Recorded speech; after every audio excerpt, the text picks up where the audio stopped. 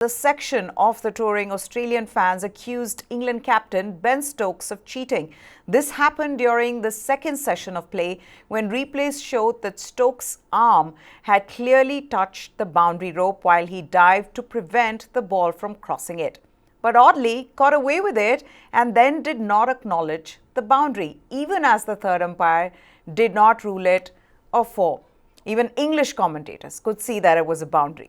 That looks like a 4. To me, that's exactly what former England captain Nasser Hussain said. He was shocked that it was not given a 4. The third umpire, Joel Wilson, he looked over the replays and ultimately decided Stokes had saved the boundary and only 2 runs were awarded. And like I said, Nasser Hussain was shocked. He could not believe his eyes that that was not given a 4. This left the Aussie fans infuriated, and they immediately showed their displeasure, particularly since it was the England team that had claimed Australia's skipper Pat Cummins that he should have withdrawn his appeal when Johnny Bairstow was stumped at Lord's. So when the shoe is on the other foot, Vedam, when the shoe is on the other foot, in his own words, it's very different. You don't think of spirit of cricket. And that clearly was a boundary. I don't know if you saw it,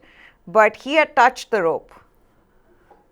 Yeah, but put yourself in his position. Everything is happening so fast. He's running so quickly. He's diving. He's pushing it back. He doesn't know at what time when he has made contact. See, the idea is when he makes contact with the rope and there's ball in hand, only then it's a boundary. Does he know? I don't know whether he knows. I would be surprised if he knew when it had happened. That's why there is a third umpire. The third umpire has not done his job. It's as simple as that. I mean, if you have to castigate anybody, then it has to be the third umpire. And I wouldn't really blame Stokes on that at all, because at that speed and when he's doing so many things, running, diving, stopping, pulling it back, looking at the rope, I don't think he knows he's there. But that is the third umpire's job. What's he doing?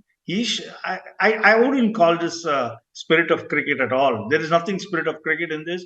I think he did his best to stop a boundary. Whether he succeeded or didn't succeed, that's for the umpire to decide. And I think the umpire is at fault in that occasion. Jamie, do you agree with that? Absolutely, 100%. Because look, like Vedam said, he's in motion, right? He's sliding. Sometimes we've heard players say, yes, we know when it's there. But again, I guess we have to give Ben Stokes the benefit of the doubt, because more than any act, when you're sliding and not being aware of your arm on the boundary rope, I think he's also aware of what stance his team has taken against Australia. I mean, look at these visuals.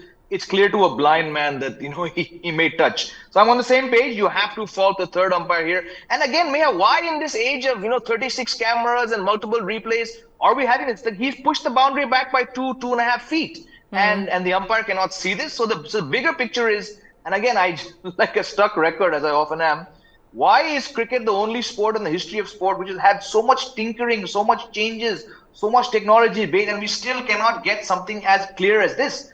I know Johnny Bairstow was being daft, but this whole situation is also very daft from an ICC and technology point of view.